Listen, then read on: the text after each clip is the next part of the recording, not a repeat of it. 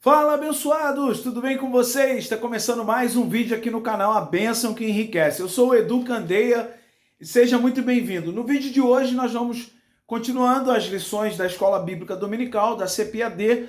Nós vamos dar continuidade à lição de número 2 e hoje nós vamos falar da segunda parte. Bom, a lição de número 2 tem como tema Missões Transculturais, a sua origem na natureza de Deus. Nesta lição, o comentarista ele teve o cuidado de trazer à nossa memória que o que moveu, né, o fato de missões, aonde isso nasceu, foi exatamente por conta da origem em Deus, que é amor. E aí ele traz alguns aspectos aqui e nós vamos ver hoje na parte 2, que vai falar um pouco sobre essa questão do amor. E nós aprendemos já na primeira parte da lição alguns pontos muito importantes a respeito do que deve ser realmente a motivação do cristão ou da igreja como um todo, a questão da missão, que é o amor verdadeiramente, o amor de Deus nos corações. Tanto é eu vou repetir aqui a verdade prática, que diz o seguinte: o amor de Deus é a verdadeira motivação do crente para realizar a obra missionária. E nós, é claro, né, não perdemos a oportunidade para falar algumas coisas aqui sobre a verdadeira motivação, porque alguns têm se movido por motivações erradas. E algumas dessas, principalmente motivados pelo valor monetário, pelo valor de reputação, de ser conhecido, de ter fama, disso ou daquilo, bababá, essas coisas todas. Então essas pessoas, muitas delas, querem se envolver em alguma coisa que tenha alguma ligação com a questão de missões. E aí chegam a dizer, né? Estou fazendo a obra. E aí, muitos, né, nós vamos falar, temos que falar porque a gente não tem a língua presa. Muitos estão realmente vendendo a pregação do evangelho. Infelizmente, a gente tem que falar dessa maneira, porque, para mim, é uma realidade. Se você acha que não, pois muito bem, coloca aqui nos comentários para a gente entender um pouquinho, porque eu vou ficar feliz de conhecer também a sua opinião em relação a isso. Mas vamos lá. O ponto 2 tem como tema o seguinte: o amor de Deus, o princípio fundamental da história da redenção. Diz assim, ó, subtópico 1, o amor de Deus. A Bíblia mostra que Deus é amor. Está lá em 1 João 4, 8 e 16. No Antigo Testamento vemos o seu amor no relacionamento com todos os homens. Deuteronômio 33. Também contemplamos esse amor na escolha de Deus por Israel. O comentarista está traçando aqui uma linha de tempo e raciocínio. E em seu relacionamento com esse povo, num processo de renovação de aliança em que sua misericórdia e benignidade são reveladas.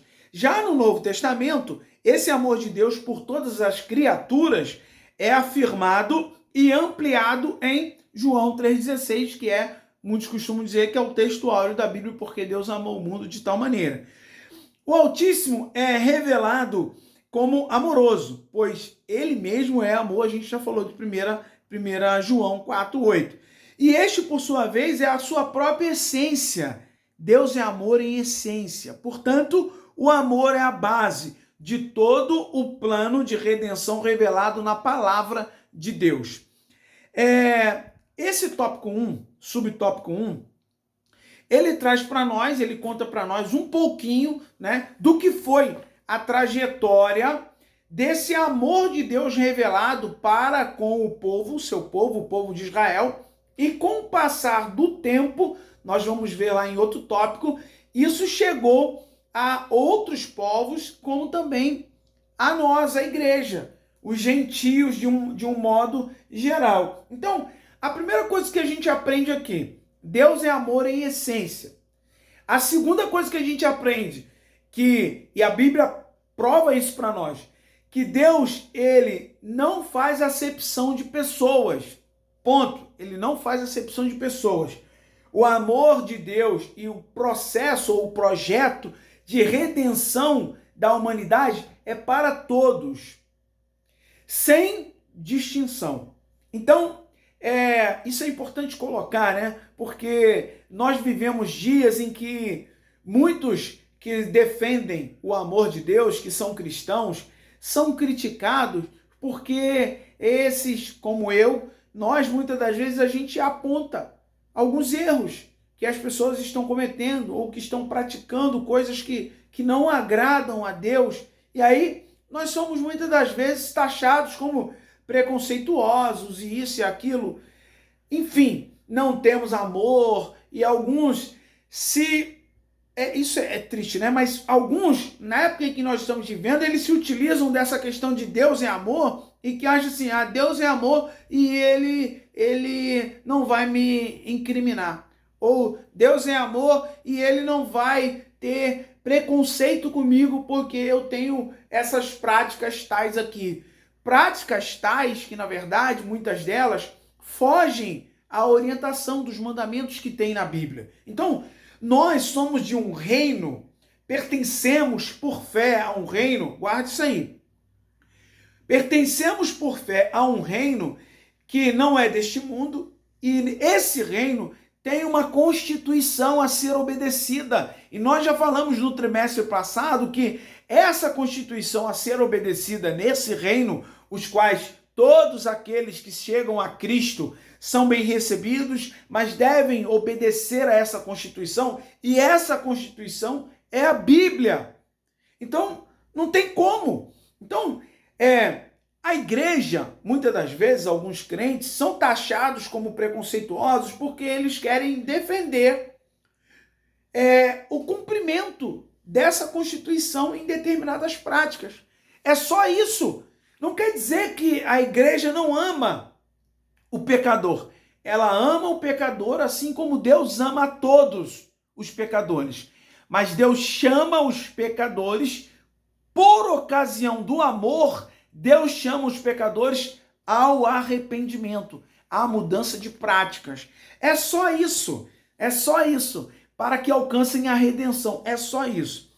O segundo subtópico diz o seguinte: redenção no Antigo Testamento. Redenção, a gente vai falar um pouquinho aqui rápido sobre essa questão do que acontecia lá. Redenção significa livrar o escravo de sua escravidão, com base no pagamento de um preço por um redentor. No Antigo Testamento, a redenção está associada à vida familiar, social e nacional de Israel nos seguintes aspectos. E aí ele coloca aqui alguns aspectos dessa redenção no nível familiar, no nível, vamos dizer assim, humano, entre relacionamentos e relacionamentos humanos de um modo geral. Então tem, resgate para a libertação de um escravo, recuperação de um campo, tudo resgate. Resgate de um macho primogênito, o resgate de alguém que seria condenado à morte. Então, esse está falando de um aspecto de resgate, redenção, né? Redenção. Eu vou redimir você dessa escravidão ou dessa situação que você se encontra. E por isso, naquela época já, segundo as leis, deveria ser pago um preço para que aquela pessoa tivesse a sua vida redimida ou a situação dela modificada. Então isso aqui num nível de relacionamento familiar. Além disso, a Bíblia mostra também Deus agindo de forma redentora em favor do homem. Aí aqui o comentarista já coloca alguns tópicos aqui em que Deus agiu de forma sobrenatural para redimir alguém ou uma situação ou uma nação em relação a uma condição que aquela pessoa estava passando. Por exemplo, ele deu o exemplo aqui quando Jacó invoca o anjo que me livrou de todo mal. Está lá em Gênesis 48:15. Quando Deus declara a intenção de livrar Israel da servidão do Egito. Lembra quando Israel era escravo lá no Egito e houve uma intervenção divina e Deus ele interviu para que Israel fosse redimido daquela forma de escravidão que ele estava tendo lá no Egito. E aí Deus usou de todas as maneiras, vocês conhecem a história, as pragas no Egito, para de alguma maneira provar a todo o Egito, a Faraó, que o Deus de Israel era maior e que o Faraó precisava liberar o povo. Mas teve um processo ali até que isso acontecesse. Então, Deus também, para redimir alguém ou um povo de determinada situação, meu querido, tanto ele pode fazer de uma forma muito rápida, como também ele pode demorar algum tempo, alguns anos. E isso vai sendo um processo que vai sendo seguido até culminar no final com a libertação total daquela pessoa. Então, aqui a gente pode pegar uma lição aqui, né? Que talvez se você tem alguém na tua família em que você ora já há alguns anos pela libertação dessa pessoa em determinada área da vida, em que você sabe que aquilo ali está consumindo aquela pessoa e como também pode levá-la à condenação eterna, continue orando, continue intervindo em oração perante o Senhor, porque Ele tem o tempo dele e Ele pode mudar a situação. Mas nós precisamos ser persistentes nessa oração e nesse pedido. E a seu tempo, não ao nosso tempo, Deus pode intervir e trazer a redenção a essa pessoa. Vamos lá para o tópico 3, subtópico 3. A redenção no Novo Testamento. Então, aqui nós vamos entrar já na parte do plano de redenção do pecador. No Novo Testamento, então a gente vai ler aqui, ó. No Novo Testamento, a redenção é estritamente uma atividade divina que é realizada por meio de Jesus Cristo. Pronto. Aqui a gente já ressalta que, nesse caso, a remissão do pecador, ela é assegurada com base no preço de um resgate que foi pago a Deus Pai por Jesus Cristo em sua morte na cruz. Então ele está lembrando aqui que no Novo Testamento a redenção para toda a humanidade, ela vem e o homem consegue alcançá-la porque um preço foi pago e esse preço foi a morte, o sacrifício de Cristo na cruz do Calvário. Então, meu querido, nós precisamos entender que nesse processo de evangelização, nesse processo de missões, os missionários e a igreja têm como papel fundamental esclarecer às pessoas que, primeiro, não existe outro caminho para a pessoa ser redimida dos seus pecados e chegar até Deus, a não ser por meio de Jesus Cristo. E não adianta as pessoas ficarem falando da boca para fora que, eu tenho Jesus no meu coração, e isso e aquilo, darem algumas declarações, sabe, às vezes eu acho que é até uma declaração de vitimismo, e às vezes é uma declaração também que possa estar querendo dar a essa pessoa algum tipo de justificação para ela continuar praticando o que ela pratica, que é contra a constituição do reino. Entendeu? Então alguns ficam, eu não preciso ir para a igreja, eu não preciso ficar obedecendo a um pastor, aos dogmas da igreja tal, e isso e aquilo outro, sabe? Então, a igreja tem como missão esclarecer a essas pessoas que ela pode ser bondosa, ela pode ter boas obras, ela pode ajudar, ela pode fazer o que ela quiser. Pode nunca ter matado, nunca ter roubado, ela pode ser uma excelente pessoa. Porém, todas e muito mais dessas coisas não têm condição de trazer a redenção a essas pessoas em relação à sua vida de pecado e em relação à sua aproximação, à reconciliação com Deus. Isso só acontece através do reconhecimento de Jesus Cristo como o único e suficiente Salvador e arrependimento e mudança de atitude, mudança de prática. Não tem outra condição. Hoje, e nós temos visto aqui de tempos em tempos, e por essa época agora vai surgir muita coisa, muita gente falando muita coisa de que não precisa disso, principalmente que não precisa ir para uma igreja, frequentar uma igreja e dizer que aceitou a Jesus e tal. Só que a Bíblia diz, Jesus, ele disse assim, olha, aquele que me confessar diante dos homens, eu o confessarei diante de meu Pai lá nos céus. Agora, aquele que me negar, eu também farei da mesma forma diante do meu Pai que está nos céus.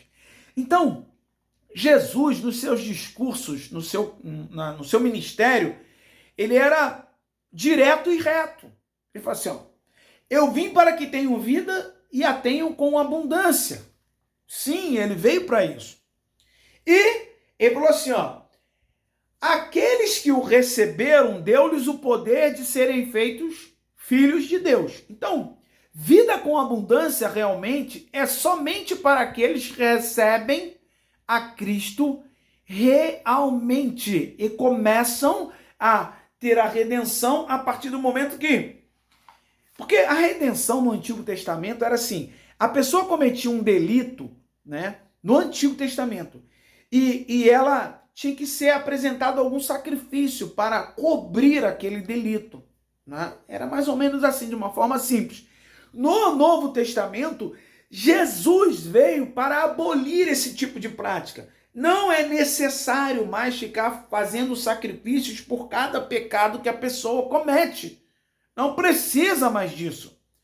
Um só sacrifício foi feito de redenção total da humanidade. E hoje nós temos, quando a gente reconhece isso, nós temos livre acesso a Cristo, a Deus. 1 João diz que se confessarmos os nossos pecados, ele é fiel e justo para nos perdoar os pecados e deixar que a gente continue da mesma maneira? Não.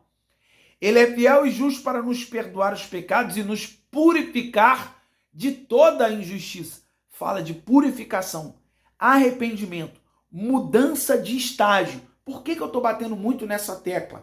Porque nós precisamos evangelizar, precisamos que a obra missionária, nós vamos ver durante todo esse trimestre, que ela seja levada a afinco pela igreja. Porém, muitos têm se levantado como os grandes pregadores, mas quando tem a condição de falar, de pregar contra uma situação de pecado e chamar ao arrependimento, aquela pessoa, numa linguagem bem aí tranquila, ela passa pano, né? Ela, não vou falar isso não, porque senão não vão gostar de mim. Senão, né? Essa coisa toda aí. Então vamos lá. Nesse caso ficou claro, né? A redenção no Novo Testamento só através de Jesus Cristo.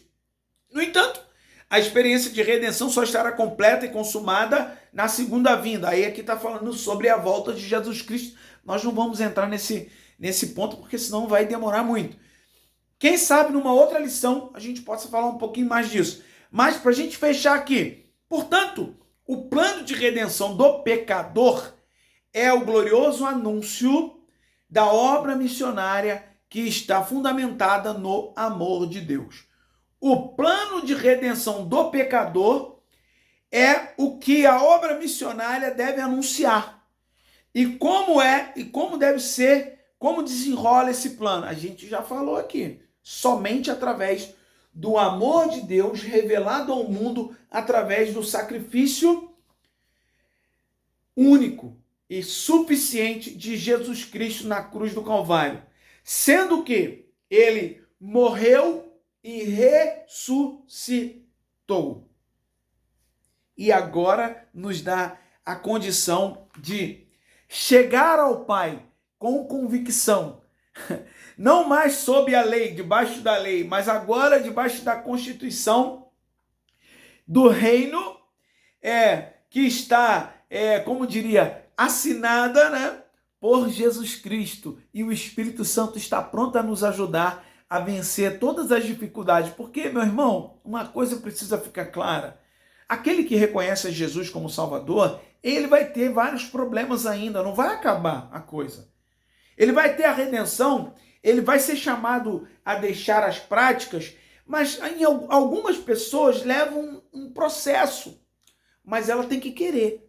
Ainda que o processo não aconteça assim, mas ela tem que querer a mudança. Nós precisamos buscar essa mudança de caráter, de reputação, de práticas em geral, de lidar com as pessoas, de relacionamento.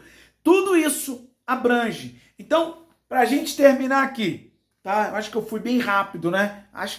Mas foi simples, eu acho que eu consegui passar a mensagem, espero que você tenha entendido. Se você ficou com alguma dúvida, deixa aqui nos comentários, vai ser importante para nós.